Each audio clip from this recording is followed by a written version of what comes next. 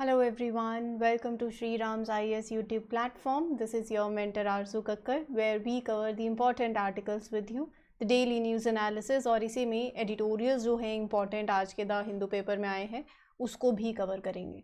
So this is your mentor Arzu Kakkar and I have a teaching experience of past 5 years teaching civil service aspirants.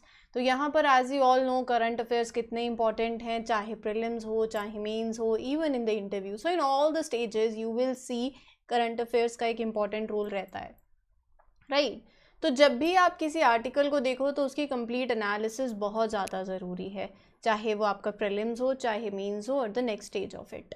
तो यहाँ पर हम कुछ articles देखेंगे. मैं आपको एक लिस्ट बता रही हूँ कि what we will be covering today. तो हर एक आर्टिकल को प्रीलिम्स और मेंस दोनों के पर्सपेक्टिव से देखने की कोशिश करना, और बस एक चीज़ करनी है आपको इस पूरे सेशन के दौरान ना, बस सुनना है, अच्छे से कान खुले रखने हैं और कुछ नहीं चाहिए. जितना सुनोगे बैठ के आराम से उतना आपके लिए सेशन फ्रूटफुल होगा.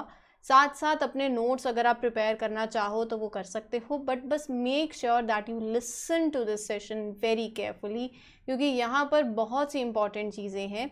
फॉर एग्जाम्पल ये एक एडिटोरियल देखो, genome sequencing and genome India project. Gene DNA नहीं पता, जीन नहीं पता, जीनोम नहीं पता, तो जीनोम इंडिया प्रोजेक्ट जान के क्या कर लेंगे, है ना. तो ये एक बेसिक कॉन्सेप्ट क्लियर करने बहुत ज़रूरी हैं, जो with the best of examples हम कवर करेंगे. अब ये आर्टिकल देखो, Sanskrit as the official language, Ambedkar's amendment. तो यहाँ पर इस आर्टिकल में ये एडिटोरियल है दो.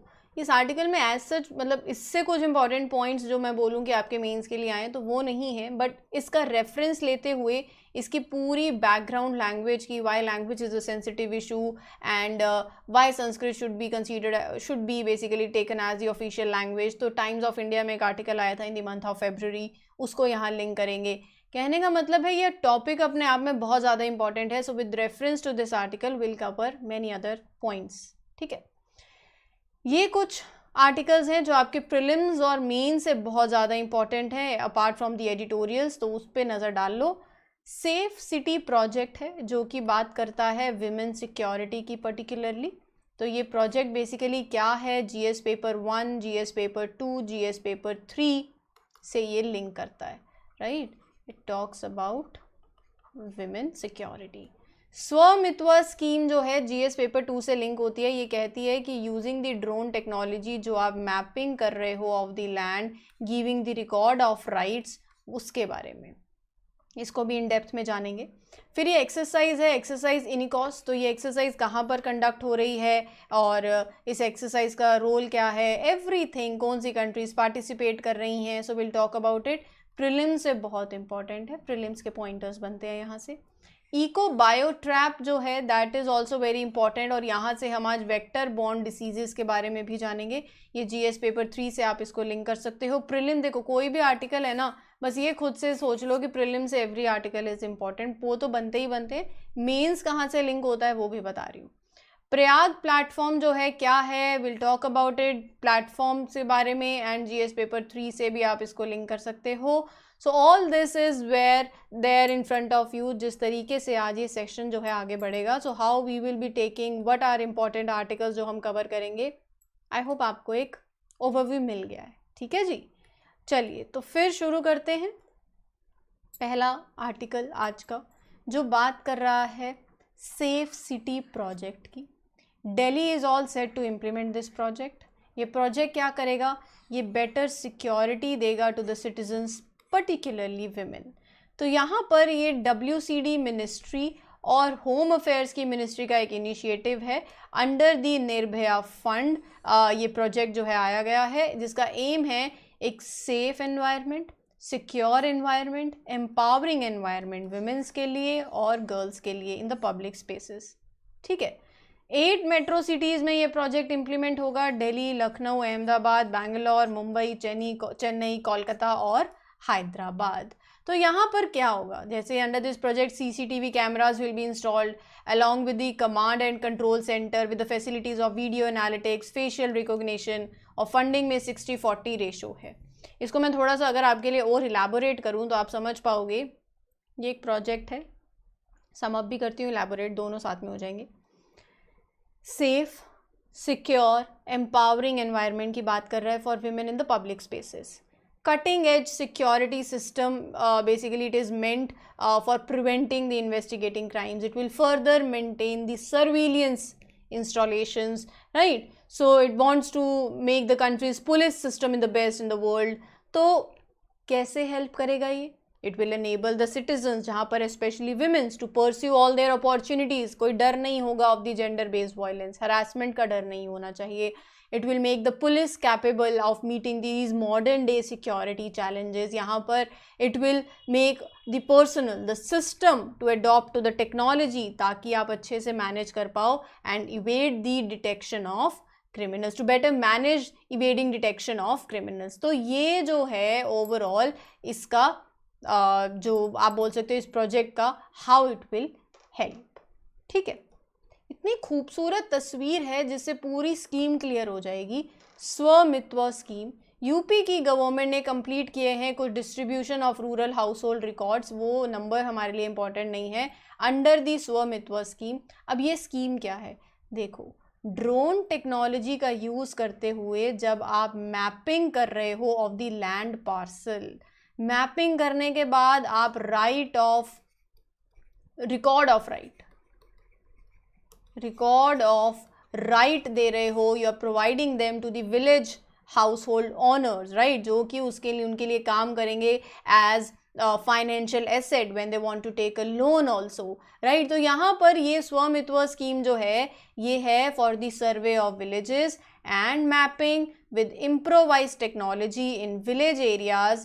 It is a central sector scheme. 2021 में ये लॉन्च करी गई थी, जो कि क्या कर रही है? ownership of property it gives in the rural inhabited areas by mapping the land parcels using this drone technology, right? सो ये एक कोलैबोरेटिव एफर्ट है. पंचायती राज मिनिस्ट्री है, स्टेट रेवेन्यू डिपार्टमेंट का, state Panchayati Raj department and the survey of India.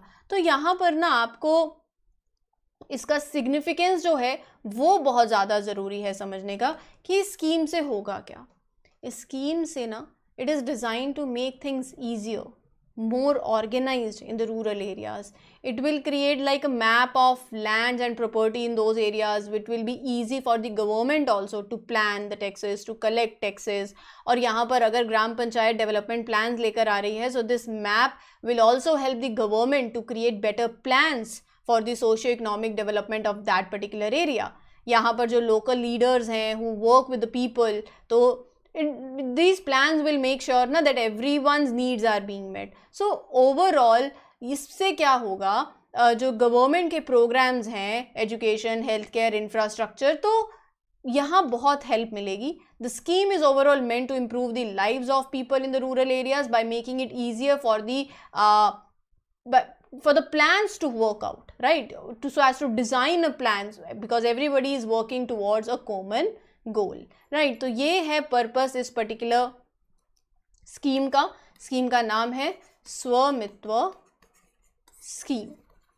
ठीक है, चलिए चलते हैं अगले एक्सरसाइज की तरफ. That was in news, that is exercise Iniochos. ये एक्सरसाइज कहाँ पर कंडक्ट हो रही है and everything about it will talk in detail. Just give me a minute.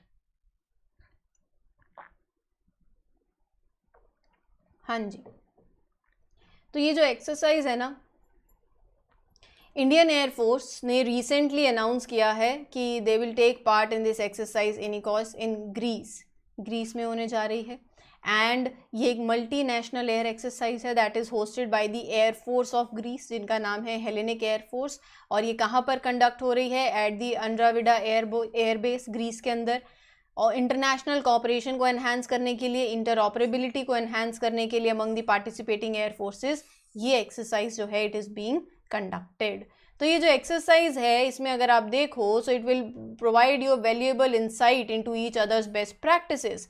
Professional interactions में the participating contingents will engaged in. तो Indian air force will be participating with 4 Su-30 MKI aircraft, 2 C-17. और यहाँ पर USA, France, Italy, Jordan, Saudi Arabia, they are participating in this exercise. Prelim से बहुत ज़्यादा important है. अगला आर्टिकल है इको बायो ट्रैप्स पे.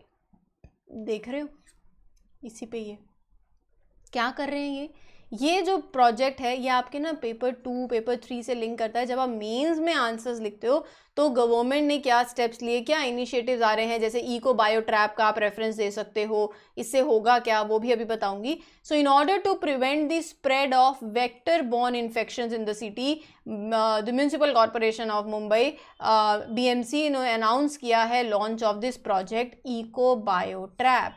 तो ये जो है ना रिसाइकिल्ड कार्डबोर्ड से बना हुआ है ये particular eco bio trap, eco friendly trap. इसके अंदर क्या है, अट्रैक्टेंट्स और insecticide. So basically it is a mixture of attractant and insecticide. Attractant क्या करेगा, अट्रैक्ट करेगा किसको, फीमेल मॉस्किटोज को। ऐसी स्मेल है that will attract the female mosquitoes and मतलब ये एक ऐसी स्मेल होती है that the mosquitoes also use for the communication, right. तो वो अट्रैक्टेंट से when female mosquito will get attracted and lay their eggs in this water, तो वहाँ पे जो इंसेक्टिसाइड है ना, these traps are filled with those insecticide, वो इंसेक्टिसाइड से वो जो एग्स हैं जो ले किए थे they will get destroyed, right. तो उससे क्या होगा, पॉपुलेशन जो है इनकी वो नहीं बढ़ेगी और फिर वेक्टर बॉर्न इन्फेक्शंस को आप कंट्रोल कर सकते हो। तो ये देखो, the attractant and the insecticide in the trap bag are immediately mix with the water. Attractant in the water attract the female mosquito की lay eggs, insecticide present in the water destroy the mosquito eggs। तो इससे infections कम होंगे क्योंकि population जो है वो बढ़ेगी नहीं। रही बात वेक्टर बॉर्न डिसीजेस की, तो क्या होते हैं वेक्टर बॉर्न डिसीजेस वो एक बार जान लो। वेक्टर बॉर्न डिसीजेज मतलब वो diseases that are spread from one person to another through the bite of the infected insect, जिसको आप बोलते हो vector. The vector can be mosquito, vector can be any other insect, any other flea. तो होगा क्या, जो vector bites हैं, when the vector bites an infected person it becomes infected with the virus और parasite that causes that disease. So when the same vector will bite the another person or the animal, it can transmit that virus or parasite and infect them as well. ये है vector borne disease. For example, malaria, dengue, है ना, Japanese encephalitis. तो ये जो है these are all the vector borne diseases, illness caused by parasites, virus and bacteria that are transmitted by vectors. The burden of this ये जो disease है it is highest in the tropical areas, subtropical areas, यहाँ पर। तो ये हो गया आपका इको बायोट्रैप और साथ ही साथ वेक्टर बॉर्न डिसीज के बारे में कंप्लीट जानकारी, जिससे कि अब आपको चीज़ें बेसिक क्लियर हो गए। ठीक है, अगला है प्रयाग। 11th मीटिंग हुई of the empowered task force of the national mission for clean Ganga. The ministry of जल शक्ति लॉन्च्ड प्रयाग प्लेटफॉर्म। क्या है ये प्लेटफॉर्म? प्रयाग का मतलब है platform for real time analysis of Ganga, Yamuna and their tributaries. तो यहाँ पर ये प्लेटफॉर्म बात कर रहा है real time analysis of Ganga, Yamuna and उसकी ट्रिब्यूटरीज, जहाँ पर रिवर वाटर की quality through the online dashboard real time monitoring होगी, जिससे कि it will help the centre for planning and coming up with the other projects, right. National mission for clean Ganga 2011 में it was established, एक registered society जिसका aim है to rehabilitate and boost the existing sewage treatment plants, curb the pollution at the exit points, restore surface and ground water, ये सब, और इस being implemented by National Ganga Council। ठीक है, ये हो गया आपके जो प्रीलिम्स और मेन से रिलेटेड जो इंपॉर्टेंट आर्टिकल्स थे। अब हम बढ़ते हैं हमारे एडिटोरियल डिस्कशन की तरफ। एडिटोरियल डिस्कशन में एक आर्टिकल है दैट इज जीनोम सिक्वेंसिंग और इंडिया का जीनोम इंडिया प्रोजेक्ट। इसको समझने के लिए आपको पहले तो डीएनए, जीन्स, जीनोम्स, ये सब के बारे में जानना पड़ेगा। Department of biotechnology recently said that the exercise to sequence 10,000 India's human genomes and create a database under the genome India project is about 2/3 complete. ये तो मतलब ये प्रोजेक्ट में इतना कंप्लीट हो गया है, एक डेटाबेस जो है that you are exercising, you are sequencing 10,000 Indian human genomes, right. तो ये हो गया है। About 7,000 Indian genomes have already been sequenced, जिसमें से 3,000 are available for public access to the researchers. ये सारी बात उसी को समझ आएगी, मतलब अगर रट्टा मारना हो, बिना बेसिक से क्लियर करना हो कॉन्सेप्ट, तो अभी समझ आ गया, लाइंस का मतलब निकालना है। लेकिन जब तक आपको जीन, डीएनए, क्रोमोसोम्स और ये जीनोम नहीं पता तो बात क्लियर नहीं होगी। सेल, मैं आपको ना एक एग्जांपल से बेसिक तरीके से बातें समझाना चाहती हूँ, तो पहले बस समझने पे ध्यान देना। सेल में न्यूक्लियस, न्यूक्लियस में क्रोमोसोम्स, और फिर उसके बाद ये देख सकते हो थ्रेड लाइक स्ट्रक्चर जो कि है डीएनए। एक कुछ पोर्शन जो है that is gene, it is a gene for I colour, it is a gene for height, right. तो ये क्या है, इसको समझो, पहले सुनो, फिर नहीं समझ आएगा। मुझे पता है मैं बोलूँगी अभी आपको समझ नहीं आएगा, कुछ आएगा, लेकिन 10-20% आएगा, बाकी एक एग्जाम्पल से फिर 80% सारा क्लियर हो जाएगा। DNA stands for deoxyribonucleic acid, सबको पता है। एक लॉन्ग थिन मॉलिक्यूल है, अभी आप ये देख रहे हो, that looks like this twisted ladder, double helix you call it as. ये डीएनए कहाँ होता है? It is found in every cell in our bodies, है ना, यहाँ पे। And it contains the instructions, ये इंस्ट्रक्शंस है, it contains the instructions that tells our cell what to do, ठीक है। जीन क्या है? Gene is a section of DNA, ये डीएनए का एक सेक्शन है। Gene is a section of DNA that contains the instruction for making a specific protein. आप देख रहे हो ना, gene for this, gene for that, जिससे कि चेंजेस होते हैं। जीनोम क्या है? Genome is all of the DNA that makes up an organism, like a person, animal, plant. It includes, जिसमें सारी genes and other parts of DNA आ जाते हैं। तो human genome basically is made up of 3 billion letters of DNA and it contains 20,000 से 25,000 jeans. Genome sequencing क्या है? DNA पढ़ा, जीन देखा, जीनोम देखा। एक एग्जांपल से समझाऊंगी, अभी सब क्लियर हो जाएगा, थोड़ी बातें समझ आ रही हैं अभी आपको। जीनोम सीक्वेंसिंग के अंदर ये प्रोसेस है ऑफ फिगरिंग आउट, ये जो मैंने बताया ना, लेटर्स हैं लिखे हुए हैं, इंस्ट्रक्शंस लिखी हुई हैं, figuring out the order of these letters in the organism's DNA. So by sequencing of these of the organism's genome, scientists को पता चलता है more about the genes that are responsible for अच्छा this particular trait. Mutation हो जाती है तो फिर नई diseases के रिगार्डिंग अगर आपको you want to come up with the new drugs, right? तो जब आप इतने बड़ी जो हमारी जनसंख्या है उसमें से अगर कुछ आप लेते हो, सैंपल लेते हो, आप जीनोम सीक्वेंसिंग कर रहे हो, so the scientist and researchers are studying how organisms have evolved over time and how can we develop new treatments for the diseases, वो। लेकिन बात अभी भी क्लियर नहीं हुई है, मतलब मुझे ऐसा लगता है जब तक बेसिक सेंस क्लियर नहीं हो जाए कि डीएनए, जीन, जीनोम क्या है, मतलब बिल्कुल बेसिक लेवल, कि कल को आपको किसी को समझाना हो तो आप समझा पाओ, उसको समझने के लिए एक example low.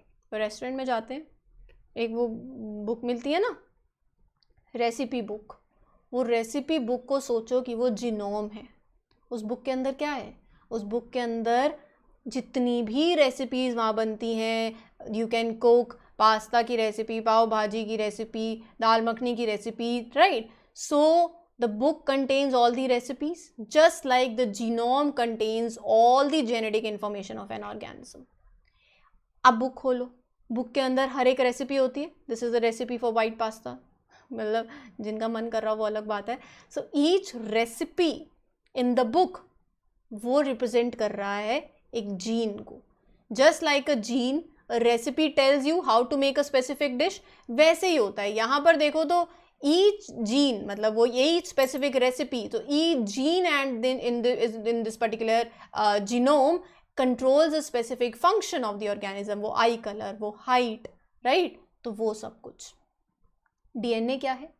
DNA is like the letters and words that make up the recipes. वो जो रेसिपी बन रही है, वो जो लेटर्स एंड वर्ड्स लिखे हुए ना, वो लेटर्स और वर्ड्स जो हैं, that is DNA. Just like that letter combine to form a word, फिर वर्ड कंबाइन होता है टू फॉर्म अ सेंटेंस, ऐसे ही होता है। डीएनए मॉलिक्यूल्स जैसे हम देखते हैं ना, ये देखो, when they are ATGC, A combines with T and G combines with C, right? तो ये instructions किस तरीके से लिखी हुई हैं। तो यहाँ पर DNA molecules जो हैं, they combine to form genes and genes combine to form genome. ये है पूरी बात। तो DNA is like the letters and words in that recipe book. Gene मतलब वो रेसिपी हो गई, और जीनोम मतलब वो एंटायर रेसिपी बुक हो गई। और जीनोम सीक्वेंसिंग क्या हुआ? It is to basically, what is genome sequencing now? The process of, here you see, the process of deciphering the order of base pairs to decode that genetic fingerprint of the human is genome sequencing. There are different genomes of every human being that makes them unique, है ना? ये genome sequencing है। इससे होगा क्या? It will be used to evaluate rare disorders, preconditions for disorders, ये सब कुछ. So sequencing has been used to read the codes of viruses. India का जो जिनोम इंडिया प्रोजेक्ट है, अब पढ़ो. About 1.3 billion strong population consist of, ये article में ही लिखा है अब, over 4600 population groups, है ना. इंडियन पॉपुलेशन जो है अलग अलग वेरिएशंस हैं, तो यहाँ पे क्या हुआ है, जिसमें अलग अलग वेरिएशन होगी तो disease causing mutations that will often amplified with in some of the groups. इतनी लार्ज पॉपुलेशन है, India lack a comprehensive catalogue of these genetic variations. वो डेटाबेस जो क्रिएट करोगे आप, it will allow the researchers to learn about these genetic variants that are unique to the Indian population groups, है ना. जैसे अलग अलग रेस्टोरेंट्स की अलग अलग रेसिपीज होती है वैसा. And use to customise the drugs. उसके बेसिस पे आप क्या करोगे, न्यू ड्रग्स थेरेपीज जो लेके आना चाहते हैं वो लेके आ पाएंगे. That is your genome India project. Clear हुआ? चीज़ें समझ आई? बस यही चाहिए. बताना कमेंट सेक्शन में कैसा लगा. अब बात करते हैं एक और आर्टिकल की, जिसमें कह रहे हैं Sanskrit as the official language, Ambedkar's amendment. यहाँ पर ना मैं जैसे बता रही थी, राइटर ने बहुत कुछ लिखा है, हम उसको क्रिस्प तरीके से कवर करेंगे. मैं आपको एडिशनल पॉइंट्स देना चाहती हूँ कि शुरुआत कैसे हुई और अभी आज क्या चल रहा है, वो सिनेरियो को समझते हैं. 1949 में doctor B R. Ambedkar submitted an amendment in the constituent assembly. वो अमेंडमेंट क्या प्रपोज कर रहा था? संस्कृत को as the official language on the union. ये बात शुरू होती है 1925 से, when the proceedings of the Congress shall be conducted as far as possible in Hindustani, मतलब Hindi. Congress amended its constitution in the 1925. फिर उसके बाद देखो, provincial Congress committees proceedings were normally conducted in the provincial official language. 1925 से बात शुरू हुई है. फिर Nehru report I that stated in 1928 that Hindustani will be written in the Devanagari and Urdu skipped, and the common language of India, English would be used for a while, क्योंकि there were other non Hindi speaking states. बहुत सी languages हैं India के अंदर. तो यहाँ पर finally post independence constituent assembly ने adopt किया मुंशी अयंगर फॉर्मूला. ये फॉर्मूला क्या कहता है? Hindi in the Devanagari script will be the official language of union, और for the next 15 years, so as to make sure कि एक स्मूथ ट्रांजिशन हो जाए for the other non Hindi speaking states, English will continue to be used for all the official purposes for the next 15 years. So basically the deadline was 26 January 1965. लेकिन हुआ क्या, फिर मतलब Hindi language is now one of the 22 languages. Constituent assembly ने adopt करी हिंदी को, and English was the official language, right. So there it was done. फिर उसके बाद 1963 के अंदर, due to the violent protest that were broke out in the southern India, तो वहाँ पर इंट्रोड्यूस किया ऑफिशियल लैंग्वेजेस एक्ट इन 1963, जो कहता है continuation of English along with Hindi as the official language of union of India. तो ये basically बात देखो 1925 से चल रही है. एंड सी इसका आप सीक्वेंस देखो. लैंग्वेज जो है वो एक सेंसिटिव इशू बन गया है. उससे पहले मैं अगर आपको लैंग्वेज की बात कर ही रही हूँ, why language is a sensitive issue. So self identification में ऑब्वियसली with strong identification होती है with one's regional language. Language defines your primary group. Learning abilities at stake. Threat to the diversity. So language is a sensitive issue. तो यहाँ पर language issue जो है उसमें बहुत debate और controversies हुई हैं जो हमें नहीं जाना. बट अगर overall बात करें तो yes, India is diverse country जिसमें 22 ऑफिशियल लैंग्वेजेस हैं, रीजनल लैंग्वेजेस बहुत हैं, लोकल लैंग्वेजेस बहुत हैं, और हमारे कॉन्स्टिट्यूशन ऑफ इंडिया ने हिंदी और इंग्लिश को as official language of the union recognise किया, राइट. मतलब ये बातें जो हैं, ये लैंग्वेज इशू, इसका रूट है ब्रिटिश कॉलोनियल एरा से। अभी हमने देखा 1925 से इंडिया को इंडिपेंडेंस मिली, 1947 में गवर्नमेंट ने रिकॉग्नाइज किया of promoting the Indian languages. फिर उसके बाद we declare like for the official purposes English will be continued. फिर एक स्ट्राइक्स होने लगे, प्रोटेस्ट हुए in the non Hindi speaking regions. फिर ऑफिशियल लैंग्वेज एक्ट 1963 का आया। So overall the issue is an ongoing debate. एक ना आर्टिकल था टाइम्स ऑफ इंडिया में, फेब के मंथ में था, उसमें ये लिखा था why Sanskrit should be made official language. अभी हम यही तो बात कर रहे हैं, तो उसमें ये कुछ पॉइंट्स हैं जो आप ले सकते हो।